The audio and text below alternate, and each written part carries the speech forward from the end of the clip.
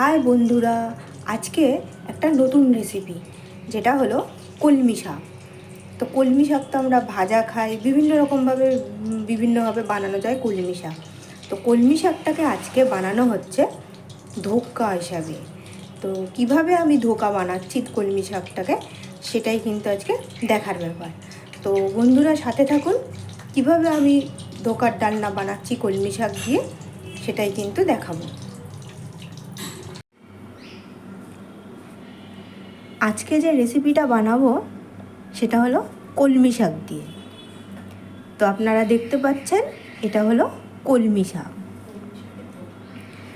তো কলমি শাকটাকে প্রথমেই আমি একটু ভাপিয়ে নিয়েছি, আর আজকে বানাবো কলমি শাক দিয়ে ধোকার ডালনা। তো এটাকে ভাপিয়ে নিয়েছি, নেওয়ার পর এরপর এটা আছে কুমড়োটাকেও ভাপিয়ে একটু ম্যাশ করে নিয়েছি। এরপরে নিয়েছি ছোলার ডাল, রাত্রিরে ভিজিয়ে রেখেছিলাম, এবার এটাকে বেটে নিয়েছি। এটাও কিন্তু রান্না করতে গিয়ে দরকার হবে। এরপরে আছে মশলা, পেঁয়াজ, আদা, রসুন একসাথে বেটে নেওয়া হয়েছে। এরপর আছে টমেটো, ভালো করে বেটে নেওয়া হয়েছে। কড়া নিয়েছি, কড়ার মধ্যে তেল দিয়ে দিলাম, তেলটা গরম হতে দিলাম।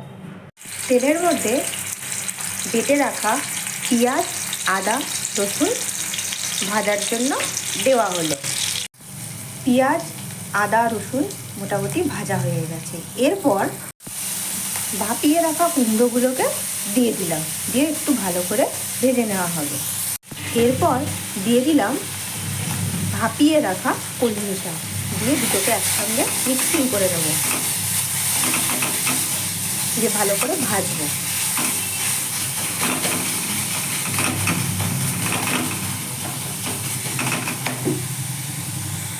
এবার দিয়ে দেওয়া হলো ছোলার ডাল বাটা, দিয়ে আবার ভালো করে ভাজা হবে, একসাথে ভালো করে যাতে মিক্সিং হয়ে যায়।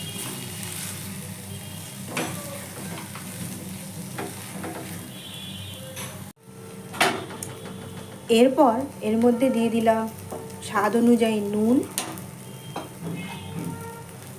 হলুদ,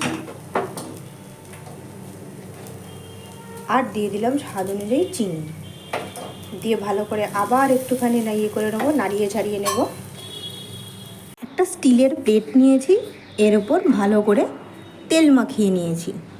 যেরকমভাবে ধোকা বানায় ঠিক সেরকমভাবে এই প্লেটের ওপর কলমি শাক, ডাল আর কুমড়ো একসাথে যেটা বানানো হয়েছিল পেস্টটা, সেটা এরকমভাবে দিয়ে দেবো। ঠিক এরকমভাবে রাখা হলো। এবার এটা মোটামুটি 15 মিনিট রাখবো। কড়াইয়ের মধ্যে আবার তেল নিয়েছি। এবার কিন্তু ধোকলাগুলোকে ভাজতে হবে।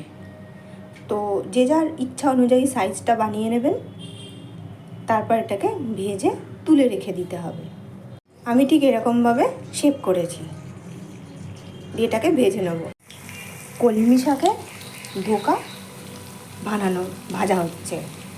একটা সাইড ভাজা হয়ে গেছে, তো উল্টে দিয়েছি, আর একটাও ভাজা হচ্ছে। ভাজার সময় খুব সাবধানে ভাজবেন যাতে ধোকাগুলো ভেঙে না যায়, কারণ এর মধ্যে শাক আছে, তো সেই জন্য খুব সাবধানে ভাজবেন। আর আমরা তো রোজই একই রকম কলমি শাক খাই, একটু অন্য রকমের জন্য কিন্তু আজকের রান্নাটা। ধোকা কিন্তু ভাজা হয়ে গেছে। তো এবার কিন্তু এটাকে তরকারি বানাবো। এটা কিন্তু তরকারি না হয়ে যদি গরম ভাতের সঙ্গে খাওয়া যায় তবে কিন্তু ফাটাফাটি লাগে। তো আপনারা কিন্তু গরম ভাত যদি এটাকে তরকারি হিসেবে না বানাতে চান তাও কিন্তু খেতে পারেন। তো আমি এটাকে তরকারি বানাবো গ্রেভি। তো তার জন্য যে ভাজার যে তেলটা ছিল সেটাকে ইউজ করছি, করে এর মধ্যে পেঁয়াজ কুচি দিয়েছি আর দিয়েছি জিরে, আর এরপর দিয়ে দেবো আদা, রসুন, পেঁয়াজ বাটা। পেঁয়াজ, আদা, রসুন বাটা দিয়ে দিয়েছি, সাথে নুন, চিনি, হলুদ, ধনের গুঁড়ো, জিরের গুঁড়ো দিয়ে ভালো করে একটুখানি কষিয়ে নেব। এইবার এর মধ্যে দিয়ে দেবো বেটে রাখা টমেটো, দিয়ে ভালো করে কষিয়ে নেব। এরপর এর মধ্যে 1 চামচ দই দিয়ে দিলাম, দিয়ে আবার ভালো করে কষিয়ে নেওয়া হবে। মশলাটা সিদ্ধ হওয়ার জন্য একটুখানি জল দিয়ে দিলাম। যেই ফুটবে, ফোটার সাথে সাথে আমি ধোকাগুলো এর মধ্যে দিয়ে দেবো আস্তে আস্তে করে। প্লেটে তৈরি হয়ে গেছে কলমি শাকের ধোকা। গ্রেভিটা ওদিকে তৈরি হচ্ছে, গ্রেভিটা হয়ে গেলে এর ওপর ঢেলে দেবো। তো আজকের রান্না কিন্তু এখানেই তাহলে শেষ হয়ে যাবে। তো আপনারা দেখতে থাকুন। এবার আমি এর ওপর গ্রেভিগুলোকে দিয়ে দেবো।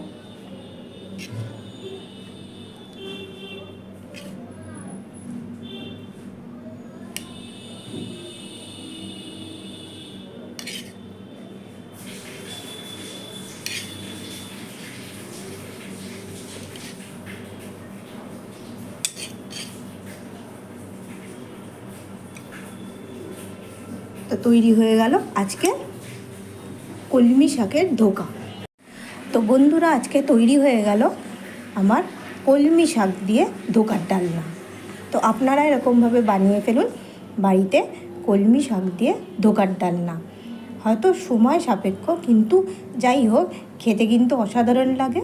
গরম গরম ভাতের সঙ্গে পরিবেশন করে ফেলুন তাহলে। আর এরকমভাবে সুন্দর করে একটা শাককে কীভাবে সুন্দর করে রেসিপি হিসাবে বানানো যায় সেটা কিন্তু আজকে আপনাদের দেখিয়ে দিলাম। এইভাবে সাথে থাকুন, দেখতে থাকুন। ধন্যবাদ।